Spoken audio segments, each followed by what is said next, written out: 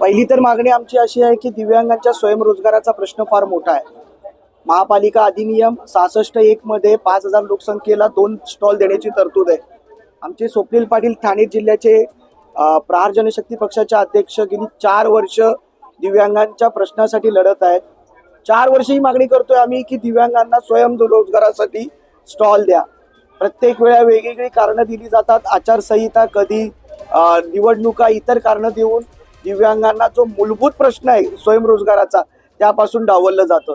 दुसरी गोष्ट आहे की दिव्यांगांचा निधी जो आता 2200 रुपये दिला जातो, 2200 निधीमध्ये दिव्यांगांनी कसं जगायचं? इथे महापालिका फार मोठा इथे भ्रष्टाचार करतो।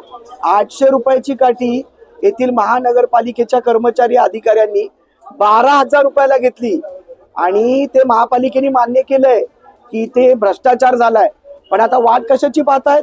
तर शासनाची। कारण की त्या अधिकारी ज्यांनी भ्रष्टाचार केले ते डेप्युटेशनवर आले होते आणि जोपर्यंत म्हणे शासन मान्यता देत नाही तोपर्यंत आम्ही गुन्हा दाखल करणार नाही। म्हणजे आज ज्याला 2 हात नाहीये, 2 पाय नाहीये, त्यांचं पण या लोकांनी खायचं सोडलं नाही।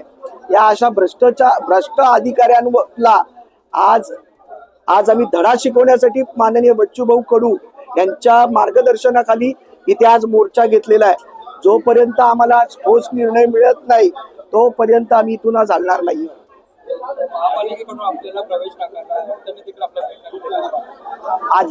अधिवेशन चालू आहे, काही अधिवेशनाची कामं सांगून मॅडम मंत्रालयात आहेत असं आम्हाला त्यांच्या खालच्या अधिकाऱ्यांनी सांगितलंय। मॅडम येत नाहीये, जोपर्यंत आम्हाला ठोस निर्णय मिळत नाही तोपर्यंत आम्ही महापालिकेचं गेट सोडणार नाही।